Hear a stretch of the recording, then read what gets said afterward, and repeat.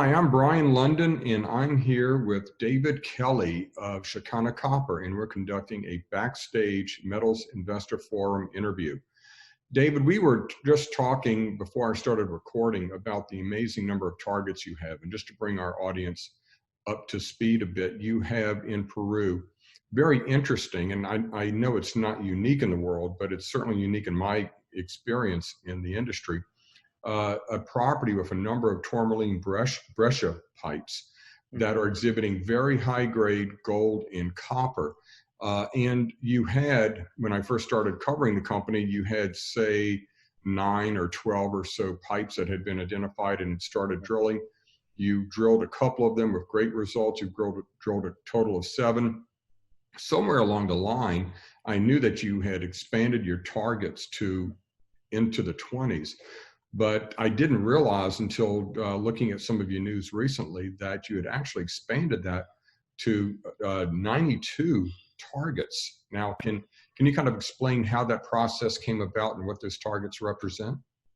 Yeah, Brian. I mean, we often talk about the 23 confirmed breccia pipes that we have, and these are breccia pipes that sit at the surface. You can stand on top of them, you can sample them, and they're really obvious targets. But when we put all of our data together, and that's surface geochemistry, so very extensive detailed soil geochemistry, rock geochemistry, alteration mapping, and then various geophysical data sets, and put that all together, and we had a 3-day workshop shortly after we did the deal with Goldfields. We locked ourselves in a room for 3 days and went over these data sets with excruciating detail. And the result of that was a target inventory that totals 92.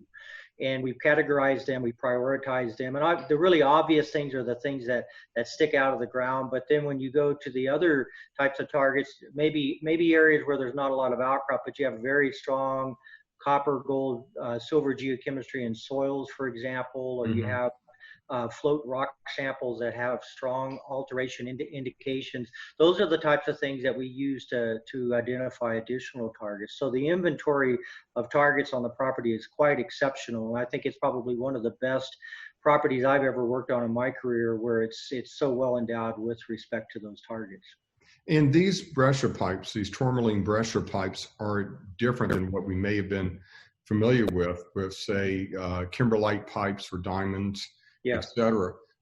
They have some different characteristics in that they don't necessarily outcrop at surface. They're created at depth typically, and they tend to actually be wider in diameter or expand at depth, don't they? So that sometimes these surface and near surface expressions actually coalesce at depth, and the target can therefore get much larger.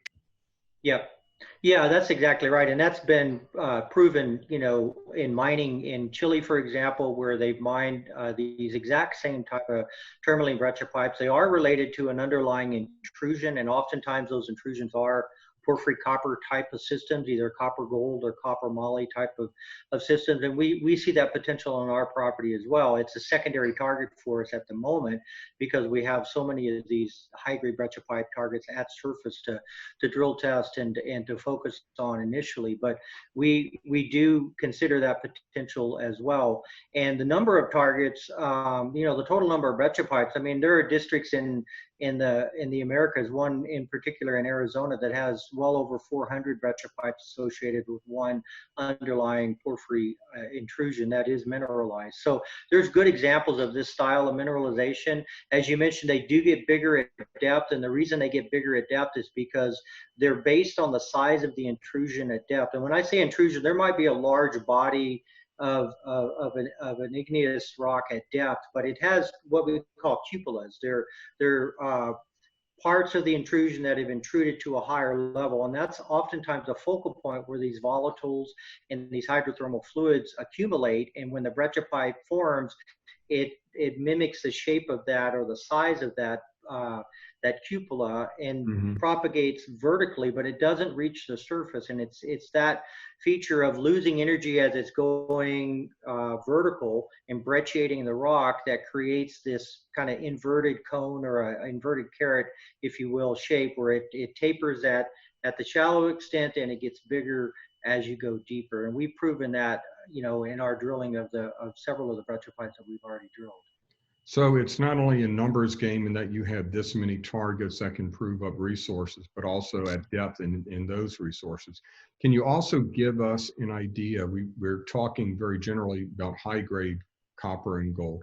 Can you give us some ideas of what kinds of grades you're getting? I know your first pipe that you drilled was really just extraordinary.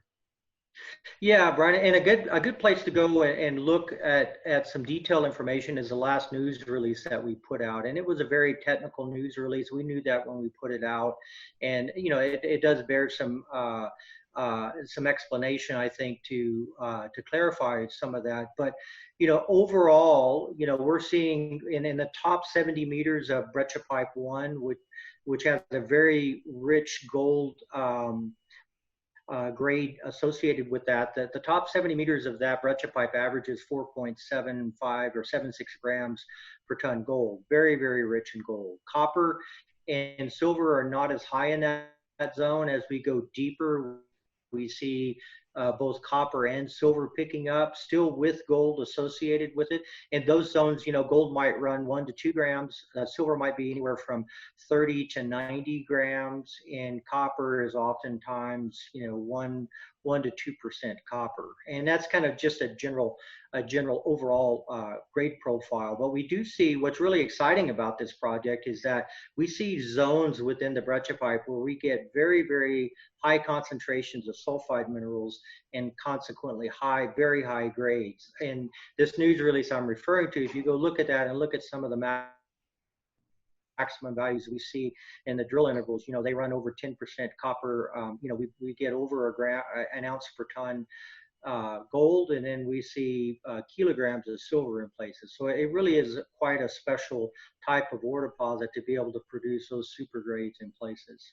You know, if just the idea of mineralized pipes might lead some people to believe that it'll be hard to drill off a resource or sizable resource, but the combination of the size of these pipes, that they go to depth and expand at depth, and the tremendous grades you're getting, you can get a sizable resource, plus the fact that where you are in Peru has lots of infrastructure, lots of mining infrastructure. So your hurdle, I would guess, for getting an economically viable size of resource is relatively low, at least. Now, you're going to be drilling as soon as you get your permits back or in place for this expanded property position with all these expanded number of targets. Once you get that in place, you're going to resume drilling with a goal, as I remember, to get a resource estimate out. Where do you think is that hurdle for being able to get a resource estimate out? What's the level you're looking for to get above to prove that this is a standalone, economically viable deposit or project? Yeah. That's a great question. And you know, we set a goal early on of 10 million tons, Mm-hmm. and that was not really picked out of the air, but it was a recommendation that came from Macquarie Bank, which was one of our early investors in the project. They came to site. They really loved the aspect, the upside potential in particular. And you know, their view is that if you have 10 million tons at the kind of grades that we were drilling in a location like we're at, you know, right Mm-hmm. next to an active mining district in a very well-situated province in Peru, known to be one of the premier mining provinces in Peru. If you can get that kind of a resource up, you know, all other things considered, you should have a very robust mine. And then the question would be, how big could it be? You know, how much could you expand it beyond that? So we took that on and just said, you know, that sounds like a reasonable target for us. Let's make 10 million tons the goal for us. And you know, we knew that would take drilling off, you know, several. When I say several, 5 or 6. Probably on the order of 5 or 6 Breccia pipes in the top 350 to 400 meters. You know, that would probably get us there. You know, so that's where we've focused our attention, is to try to get that initial resource in that ballpark. And then, you know, the obvious question after that would be how much can you expand that? And then it becomes a variety of different options. You could expand it by taking the Breccia pipes deeper, for example, getting underground exploration access and drilling the pipe deeper. We've drilled, you know, a mineralization down to over 700 meters, and we've never seen the bottom of a Breccia pipe yet. In Chile, these same exact type of systems, quartz tourmaline breccia pipes associated with porphyry intrusions, have been drilled to over 2 kilometers depth. And I don't know if that's the case that we have here, but I can just tell you that at 800 meters depth, we still see the lower temperature alteration, and we've never seen the bottom of a breccia pipe yet. So we know that they continue. There's huge upside there. There's upside in the numbers, as you mentioned, and then of course there's upside in trying to find this intrusion that's driving this whole system that we're drilling on now. Well, David, we've run out of time, but thank you for this update. It's certainly exciting. You talk about a target-rich environment. You certainly have that. Lots to chew on. Lots of results coming up once you resume drilling. Thanks again, Chakana Copper. Again, a really wonderful story, growth story, and great exploration story in this space. Thanks again, David. Thank you, Brien.